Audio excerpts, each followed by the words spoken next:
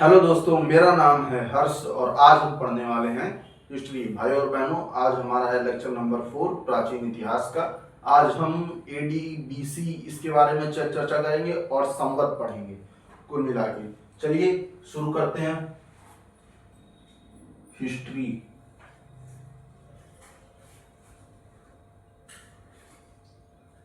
Lecture number 4 total. तो सबसे पहले अगर बात करें बीसी और एडी की,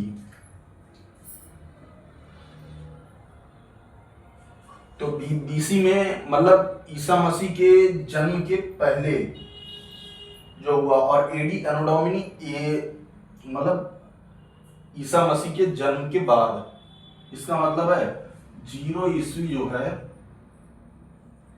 इसमें ईसा मसीह का जन्म हुआ था।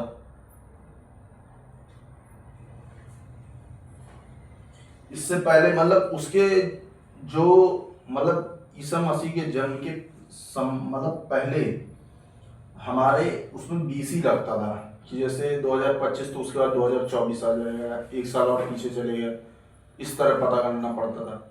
और इसमें 0 के बाद 1, 1 के बाद 2, हम आगे की तरफ बढ़ रहे हैं। टोटल इस तरह है, मतलब उसमें उल्टा था, बीसी में उल्टा और एडी में आगे ईसा मसीह के जन्म के बाद। टोटल इतना है कि एडी लगने लगा है ईसा मसीह के जन्म के बाद और वो बीसी ईसा मसीह के जन्म के पहले। चलिए आगे बढ़ते हैं। और आपको पता होगा जो एडी है उसमें इसका जो फुल फॉर्म होता है वो एनो डोमिनी होता है 2-3 बार बताया पिछली क्लासों में भी। और उसमें BC before the Jesus Christ was born. अब चलिए इसमें जो चारों संवत है वो पढ़ते हैं।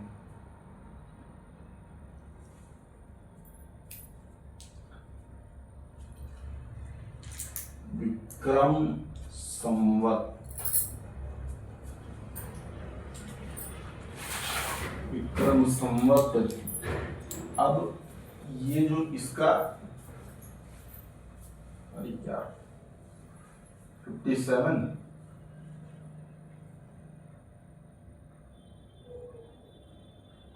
और 58 इसका पूर्व बीसी का रहा है।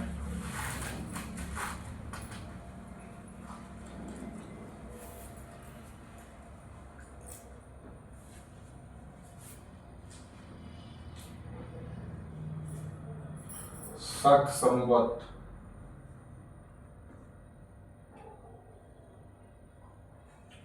इसका टाइम है वो है 78 ईस्वी। और जो तीसरा है हमारा वो है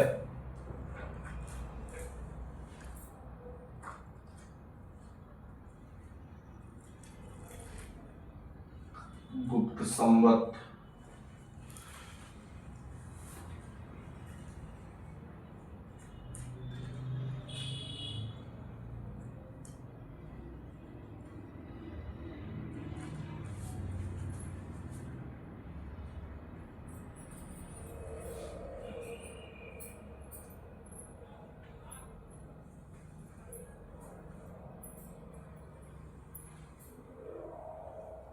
हिजरी संवत 622 ईस्वी। पहला था विक्रम संवत, फिर 57 या 58 ईस्वी मतलब ईसा पूर्व, यानी उनके जन्म के पहले ईसा मसीह। और उसके बाद शक संवत आया जो 78 ईस्वी में। बाकी और उसके बाद जो तीसरा था वो था गुप्त संवत 319 या 320 ईस्वी। और जो उसके बाद था वो था हिजरी संवत हमारा, जो है 622 ईस्वी में। अब चलिए जानते हैं विक्रम संवत, शक संवत, गुप्त संवत और हिजरी संवत के बारे में। चलिए एक एक करके शुरू करते हैं, फिर इसी तरीके में हम पहुंचेंगे। सबसे पहले हम विक्रम संवत के बारे में बात करेंगे। चलिए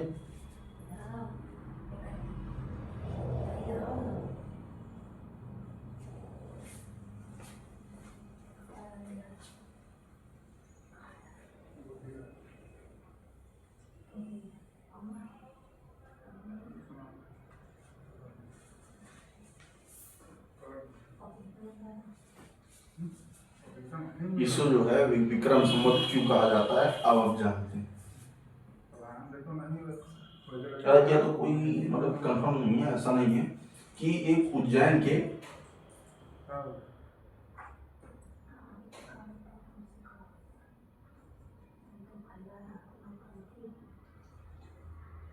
स्थानीय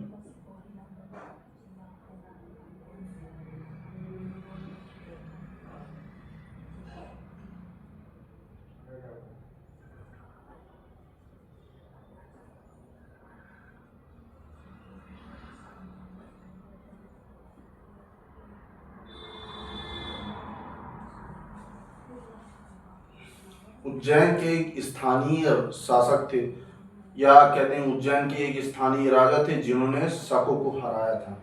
और शकों को हराया था तो उन्होंने अपनी जो उपाधि है वो ये रख ली थी।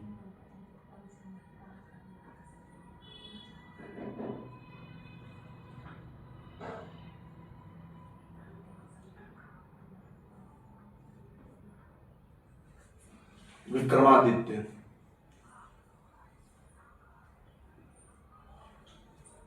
विक्रमादित्य की जो टोटल है वो 14 उपाधियां हो चुकी हैं, जिनमें से जो सबसे फेमस है वो चंद्रगुप्त दुर्दति की है।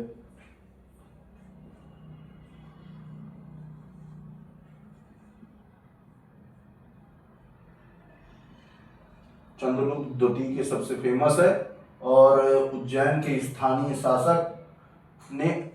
स्थानीय शासक थे जिन्होंने शकों को हराया था, और उन्होंने अपनी उपाधि रख ली थी विक्रमादित्य। और इसके अभी तक 14 उपाधियां हो चुकी हैं, और जिनमें से जो सबसे प्रसिद्ध है वो चंद्रगुप्त द्वितीय की है।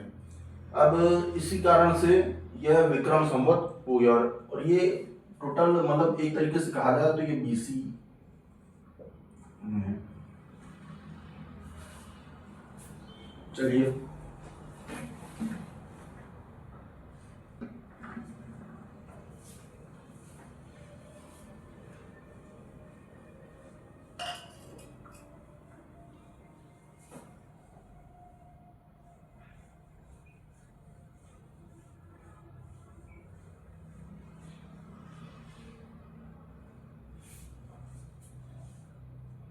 तुम जा सकते हो।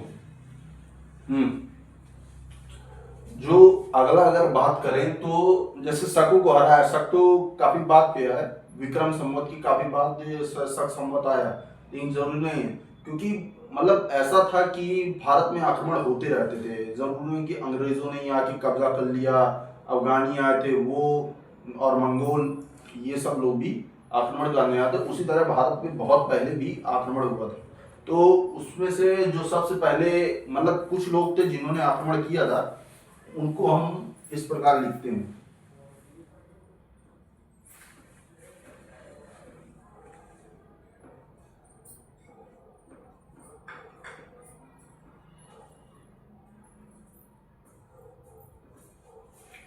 हिंद यूनानी थे, उन्होंने सबसे पहले आए थे, उसके बाद आए शक, उसके बाद आए पहल्लव,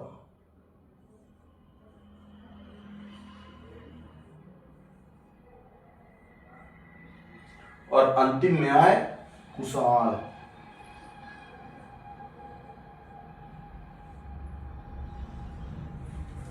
हिंद यूनानी, फिर शक आए, फिर पहल्लव आए, फिर कुषाण आए। इस प्रकार से भारत पर ये लोग आए हैं, आक्रमण हुआ है। मतलब भारी जो शक्ति थे, इंडो ग्रीक, फिर शक, फिर पहल्लव, फिर कुषाण, इस तरीके से। अब चलिए जो पढ़ रहे थे विक्रम संवत, वापस अब आगे शक संवत पे चलते हैं। शकु का तो काम मतलब हरा के उन्होंने थोड़ा सा वो कर दिया साइड। तो अब जो शक है, अब शकी संवत पढ़ते हैं। उज्जैन के स्थानीय राजा ने शकु को हराया, उन्होंने विक्रमादित्य उपाधि धारण की। विक्रमादित्य की टोटल 14 उपाधियां हो चुकी हैं, जिनमें से जो सबसे प्रसिद्ध है वह चंद्रगुप्त द्वितीय की है। अब चलिए आगे चलते हैं। सबसे पहले हिंद यूनानी आए, उसके बाद शक आए, फिर पल्लव आए, फिर कुषाण आए। अब आगे बोर्ड है, शक संवत पढ़ते हैं। शक संवत,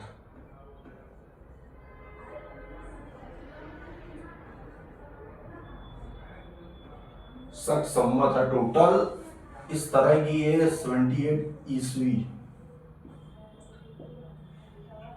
अब शक संवत की जहां तक बात की जाए तो शक संवत को हम इस प्रकार से देख सकते हैं कि शक संवत थोड़ा सा हमारे कैलेंडर से मिलता है। जैसे हम ग्रेगोरियन कैलेंडर को फॉलो करते हैं,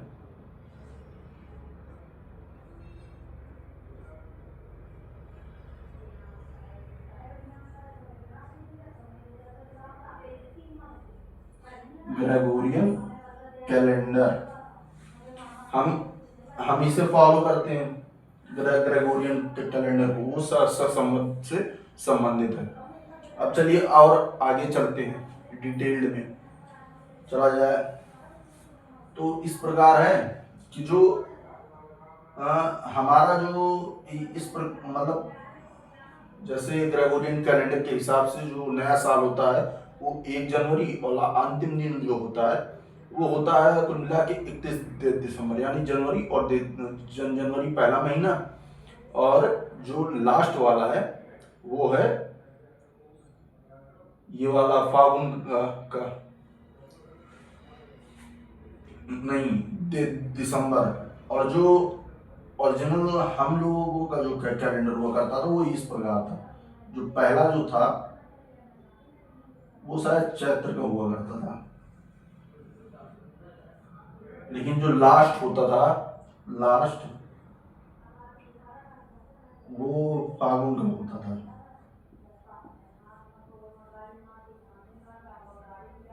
इस प्रकार ये कोई जरूरी नहीं है, लेकिन पता होना चाहिए।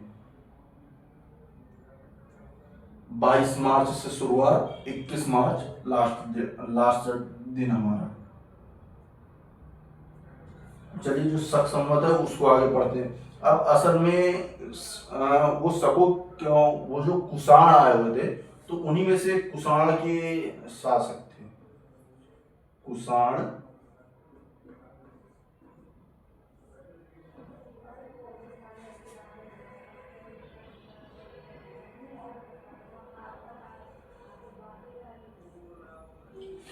कनिष्क।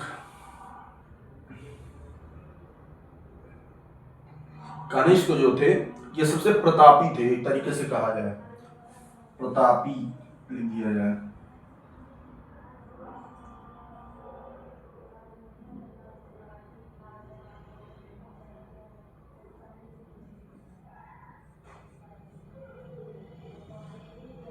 सबसे प्रतापी शासक, सबसे प्रतापी राजा, इन्होंने अपना वो बढ़िया नाम से राजा बने, और जो बने तो इनका जो ये राजा बने तो इन्होंने उसी में शक संवत शुरू हो गया इनका। बढ़िया इन्होंने माला वाला पहनी, अच्छी खासी अपना राज्याभिषेक कराया, राजा बने, मुकुट पहना, और ये जो ये हुआ यही शक संवत कनिष्क का राज्यारोहण, टोटल राज्यारोहण तो नहीं कर सकते कि राजा बने तो शक संवत शुरू हो गया, ये कनिष्क के कारण है। अब आप देखिए, और ये कुषाण वंश से है। और टोटल जो लोग आए तो सबसे पहले हिंद यूनानी, उसके बाद शक, फिर तीसरे पे पहल्लव, चौथे पे कुषाण। ये याद रखना है। और कुषाण से ही याद रखना है कि कनिष्क थे, वो प्रतापी थे, और कुल मिला के शक संवत इससे शुरू हो गया। और ग्रेगोरियन कैलेंडर जो है वो भी शक संवत से ही संबंधित है। और ये संवत जो है ये काफी मतलब इससे प्रश्न बनते हैं, वो बताएंगे कैसे बनते हैं, आप खुद ही सोच में पड़ जाएंगे। चलिए आगे बढ़ते हैं, शक संवत को इरेज करें।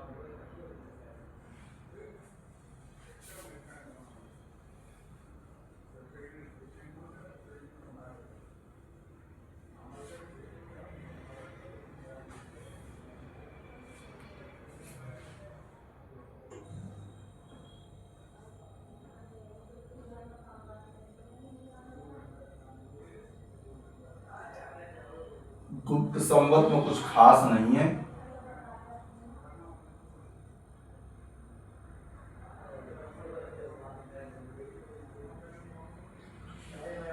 गुप्त संवत में कुछ ऐसा है नहीं जो आपको बताएं कि बस इतना है कि ये चंद्रगुप्त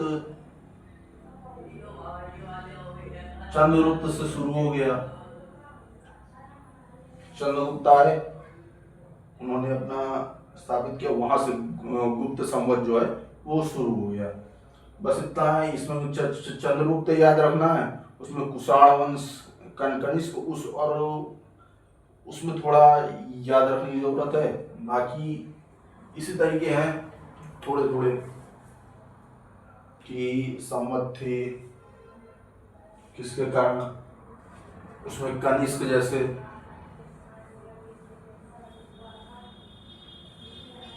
अब लास्ट का जो है वो है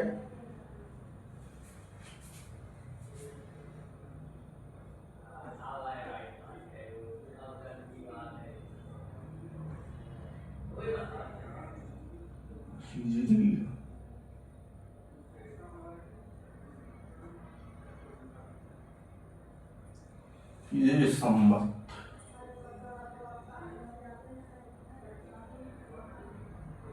छह सौ बाईस ईस्वी में। अब बात की जाए 622 ईस्वी में, तो ये जो हिजरी संवत है ये थोड़ा मुस्लिम धर्म से संबंधित है, इस्लाम धर्म से।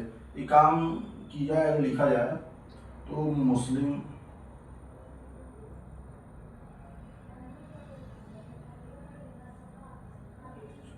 धर्म से संबंधित है। इस्लाम धर्म से, अगर इस्लाम धर्म से कहा जाए तो इसमें एक पैगंबर थे, उनके जो पैगंबर है, पैगंबर मोहम्मद साहब, वो जो थे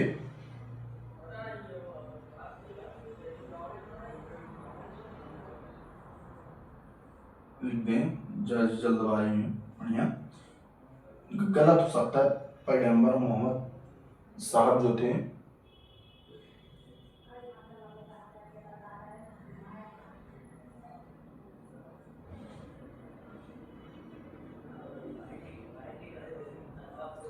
ये जो थे हुआ ये कि इन्हें जो है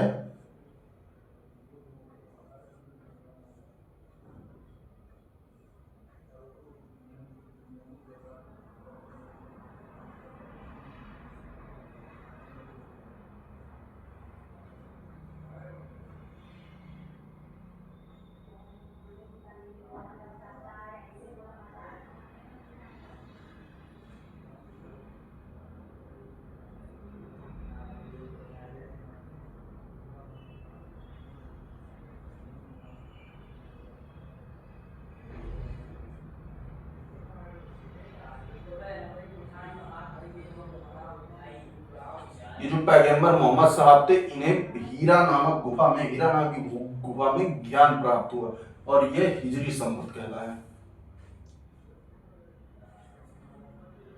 622 ईस्वी, इसको ध्यान में रखना है।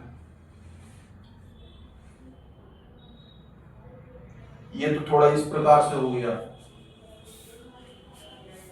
विक्रम संवत, स्थानीय राजा, उन्होंने शकों को हराया, उन्होंने विक्रमादित्य उपाधि धारण की। टोटल 14 उपाधियां। शकों ने कनिष्क थे कुषाण वंश के कनिष्क, उन्होंने अपना राज्याभिषेक कराया, बढ़िया बैठे, वो शक संवत कहलाया। तीसरा चंद्रगुप्त से संबंधित है, गुप्त संवत। और जो लास्ट है ये हिजरी संवत, पैगंबर मोहम्मद साहब जो थे उन्हें हीरा नामक गुफा में ज्ञान प्राप्त हुआ था। इस प्रकार से ये वाला संवत है।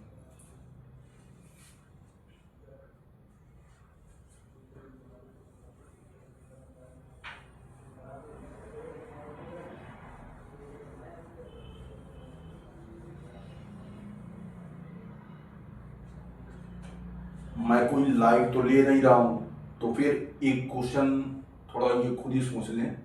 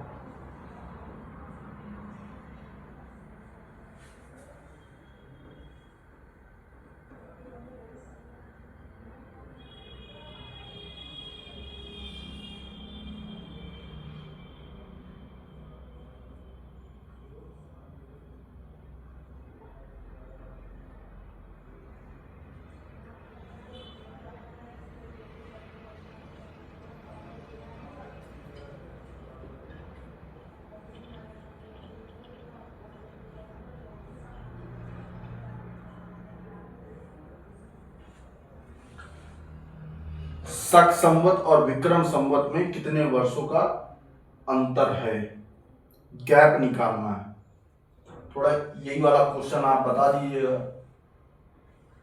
अरे कमेंट में, नहीं तो खुद को बता दीजिएगा।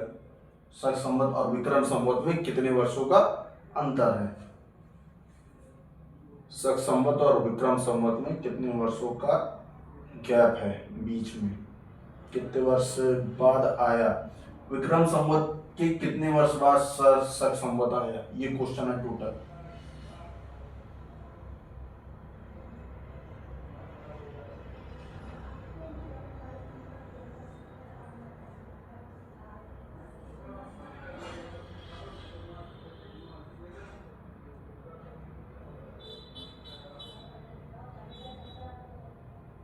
ठीक है,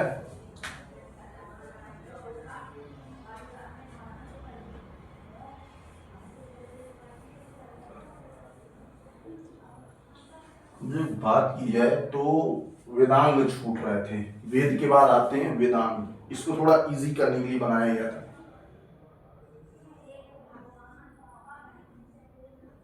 वेदांग ये टोटल बताया था कि पुराण के बाद वेदांग 6 होते हैं, 6 वेदांग होते हैं। तो ये कौन कौन से हैं, तो ये जो वेदांग कौन कौन से हैं ये बताना था। तो शिक्षा, वेदों को समझने के लिए, उनको इजी करने के लिए ये वेदांग बनाया गया था टोटल। शिक्षा हो गया, ज्योतिष,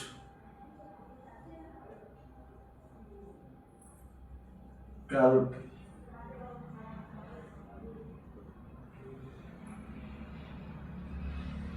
निरुक्त,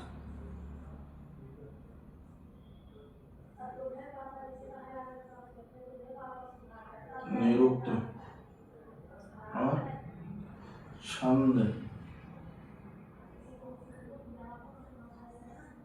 और व्याकरण।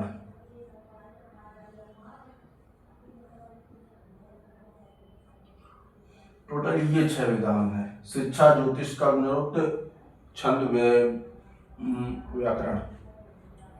अब अगर आपको ये पता है, कभी कभी पूछ लेता है निम्न में से कौन सा वेदांग नहीं है, उनमें से 3 होते हैं, चौथा नहीं होता है।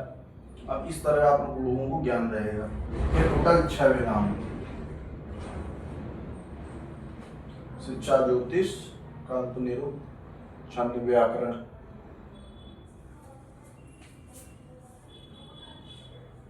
चलिए रिवाइज करते हैं।